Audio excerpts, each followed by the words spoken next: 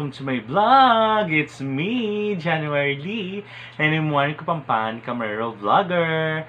And bali for today mga kapatid, nagsaselebrate tayo ng banal na kapistahan ng ina ng laging saklolo or our Mother of Perpetual Health. Ayan, so ang banal na kapistahan nito ay June 27, taon-taon. Ayan, bago magpiesta ang kambal na si Apong San Pedro at si Apong San Pablo o Apong Iro at Apong Abo. Ayan, so konting trivia lang na alam nyo ba na sa isang maliit na barangay o sitio doon sa barangay Bahay Pare, Bukana, Candaba, Pampanga, Catalogan Region. Ayan, bali meron doon na isang chapel. Yun nga na itampok ko na nung kailan last year ata na itampok ko sa aking vlog yung chapel ng ina ng laging saklolo. Ayan, na kung saan dinadayo rin ito ng iba't ibang deboto. At mayroong mga yung kapistahan kasi niya talagang masaya. Ito'y tradisyon na ginagawa na ng mga taga-Bahay Pare, Bukana, Candaba, Pampanga. Ayan, so, kasi morning pa lang may mga celebration na talaga. May parade, may mga bike race, ayan, tapos may mga kung ano-ano pa mga palaro. Tapos meron din mga sayawan ng mga pandangguhan. Ayan, so, parang competition ng mga iba't ibang pandangguhan sa Catalogan Region. Ayan, doon din ginagawa. Ayan, so, dahil piyesta ng ina ng laging saklolo, ito rin kasi yung patron na nasa Baclaran.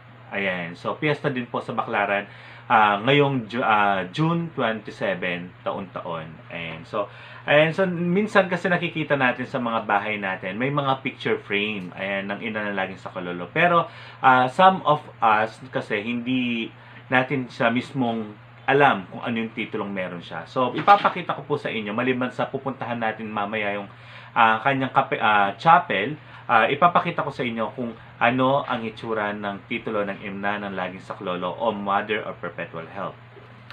So, eto po siya. Ayan. So, eto ang ina ng laging saklolo o our Mother of Perpetual Health. And so, ang mismong pinaka-nobenaryo nito is every Wednesday. And so, I still remember nung high school pa ako. Ayan, so nag-aral kasi ako sa isang Catholic school which is located at Santa Ana, yung Holy Cross College. Ayan, high school department. So every Wednesday, nagkakaroon kami ng nobenaryo, yung Our Lady of Perpetual Help. So lahat ng nandun sa booklet na yon, so kinakanta namin tsaka dinadasal namin. Yun. So every Wednesday kasi yun talaga yung pinaka-araw din ng Baclaran, yung Wednesday. Ayan, so etong Our Lady of Perpetual Help, meron din ganito sigurado sa bahay ninyo. Pero hindi lang ninyo alam kung ano ang titulo. Ayan. So, siya ang ina ng laging saklolo. Ayan. Na ang kapistahan niya ay June 27, taon-taon. So, ilalagay muna natin siya dito, sa likod natin. Ayan. Alam nyo ba na ang nanditong larawan ng ating Birhen Maria o ang ina ng laging saklolo, ito ay nasa amin ata, bata pa ako, nasa isang bahay pa kami. I think elementary pa ako, siguro mga 8 years old ata ako. So ilang taon na ako ngayon. So it's been 21 years na siyang nasa amin. And so ganun siya katanda sa amin, but still hindi pa siya maano kasi naka-frame siya, tapos kahoy. Tapos, salamin yung nandito niya. Actually, may ilaw yan. May lagayan ng ilaw. Ito, mga kapatid. Papakita ko sa inyo. Ayan, so may ilaw po yan. So, may lagayan talaga siya ng ilaw. Yun nga lang kasi, medyo nasira na ata yung switch nito. And hindi pa namin napapagawa. Ayan. Tsaka nag-iinit kasi yung pinaka-frame niya. Baka mabasag. So, hindi na inano ni mama na lagyan pa siya ulit ng ilaw. But still, nasa altar din namin siya. Tatlo kasi yung altar namin dito sa bahay. So, yung isa kung nasaan yung Birhen de las Angustia, yung isa naman kung nasaan yung mga banal na Santo Niño. At saka ito naman, si Apong ina ng laging saklolo, nasa taas siya, nasa loob ng kwarto. Ayan. So, thank you so much po pala sa lahat po ng mga nanood. Ayan, sa lahat ng mga nag-comment sa aking last vlog kailan lang, which is kahapon actually, yung about sa Apong San Pablo at saka kay Apong San Pedro, yung kanyang nobinaryo. Ayan, so thank you so much po sa lahat po ng mga nagla-like, nagsusubscribe at nag-share ng aking mga YouTube vlog. Thank you so much po. If bago ka sa aking YouTube channel, don't forget to like, share, and subscribe. Then follow me to my Instagram, to my Twitter account. It's Jesse Samson, JHESSIESAMSON. Then add me to my Facebook account. It's January. And so, hi, hello din pala sa lahat po ng mga Janly Nation, Janly Repix, at saka sa mga It's Me January Lee, and mga Facebook page ko. Ayan, so thank you so much po sa mga nagla-like po nito. And then sa lahat po na nagpo-follow sa akin sa TikTok, and thank you so much din po. Ayan, sa lahat po ng mga nakakolab ko, thank you so much po. So, halina mga kapatid at samahan niyo po ako at tignan natin kung paano idadaos ang selebrasyon ng banal na kapistahan ng Ina ng Laging Saklolo or Our Mother Perpetual Help sa Barangay Bahay Pare, Bukana, Sitio 3, Candaba, Pampanga, Catagalugan Region. So, samahan niyo ako mga kapatid. Halina. A few moments later.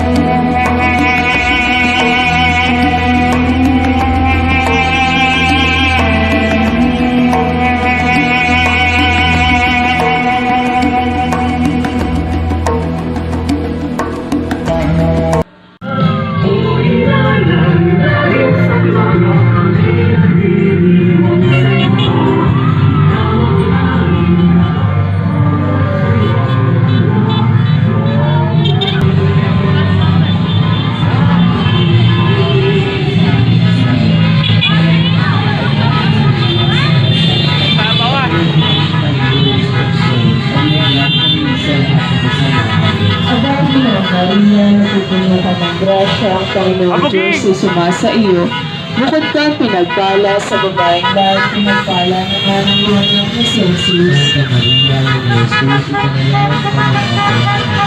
So ayun nga mga kapatid, at nakita ninyo at tunghayan kung paano yung ayos at kung paano nila idinaos o idadaos yung kanilang banal na kapistahan. Nakita din naman ninyo na dati kasi talagang prosesyon yung nangyayari. Ngayon dahil due to COVID, due to pandemic, ayaw natin magkaroon tayo ng mga siksikan sa daan, or syempre pinapractice natin mga social distancing, mga safety protocols. And so, nakita natin na isinakay na lang ang Ina ng Laging Saklolo sa isang float. Ayan, at inilibot nila ito sa Barangay Bahay Pare, Candaba, Pampanga. At yun nga lang mga kapatid, hindi tayo nakaabot sa misa, sa banal na misa para sa kapistahan or sa nalalapit na kapistahan o disperas actually ng kapistahan ng Inanalangin Saklolo.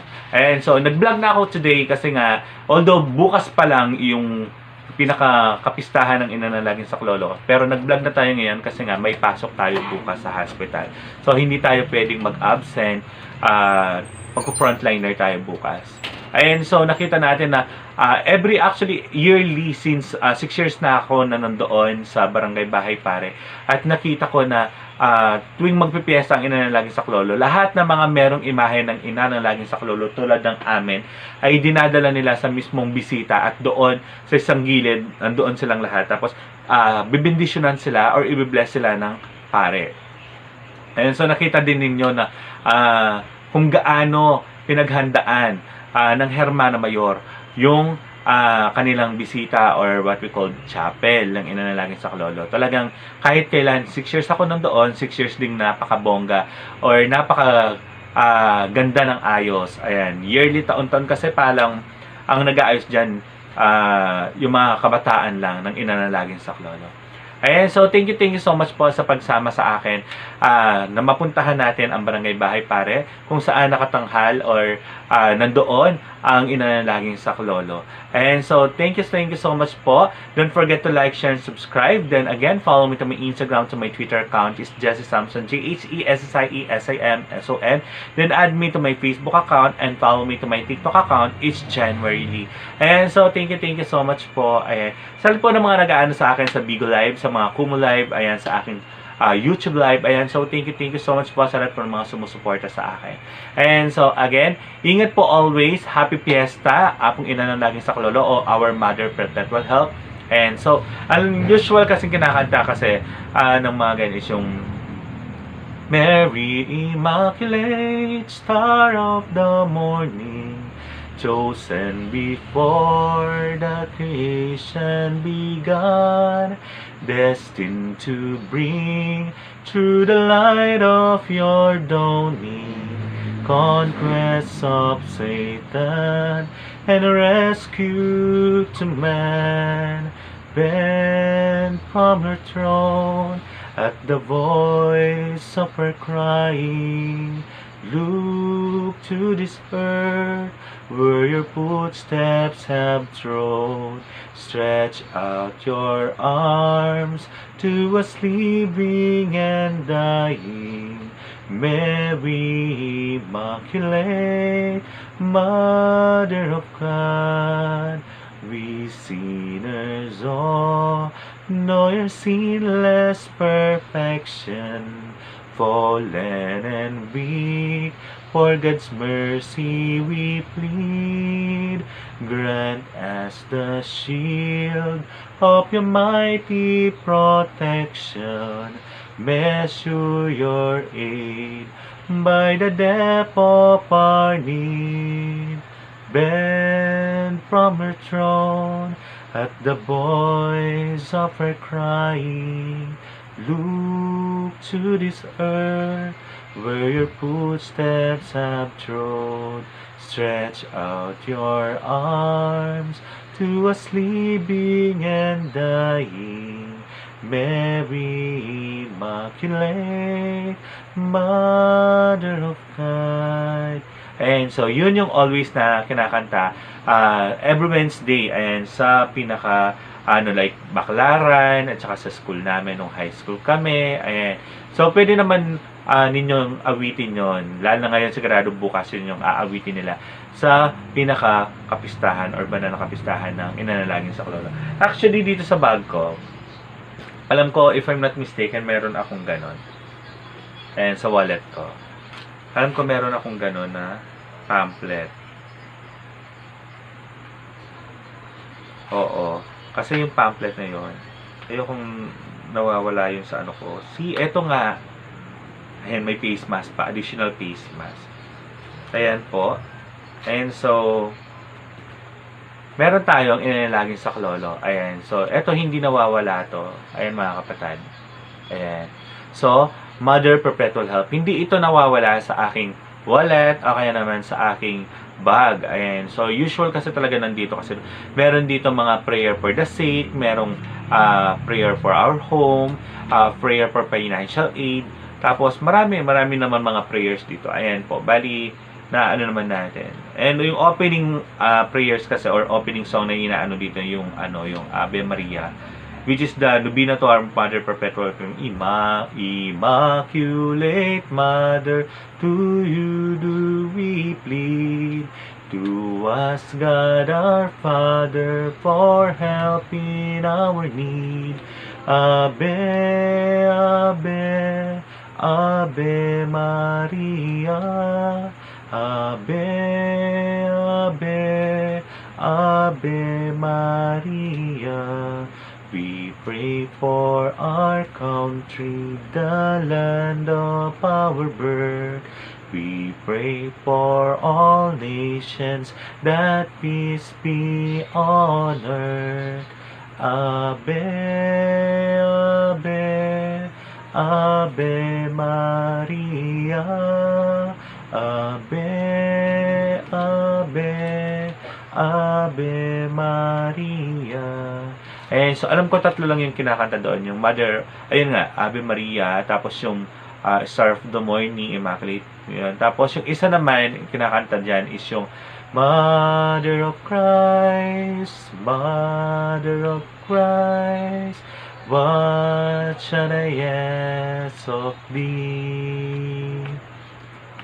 I do not sigh for the wealth of earth, for the joys that fade and flee, but Mother of Christ, Mother of Christ, I toss on stormy sea. And so, yung tatlong yun yung usual na makikita mong kanta na nandito sa Inanalangin sa Saklolo o Mother Perpetual Help booklet. And so, ito yung usual na inaano natin, kinakanta kapag nagnunubinaryo kami para sa Inanalangin sa Saklolo. Ayan. So, ayan sa napakita natin sa inyo kung paano i-celebrate nga or idinadaos yung banal na kapistahan ng Inanalangin sa Saklolo. And nakita niyo kung paano yung kanyang prosesyon na ginawa ng mga taga-barangay Bahay Pare, Candaba, Pampanga, Katagalugan Region. And so, thank you so much po lagi sa pagsuporta sa akin. And so, nakakataba po ng puso. Sa lahat po ng mga nagko-comment ng mga positive reviews, comment down below kung ano pa po yung mga gusto nyong ipa-vlog sa akin. Then, comment down below po kung nagustuhan nyo itong topic natin for today. And so, itatry po natin na i-vlog natin si Apong Iro sa Palit, Pampanga if makakapasok po tayo kung hindi po masyadong mahigpit. And so, thank you so much po. Ingat po always and God bless us all.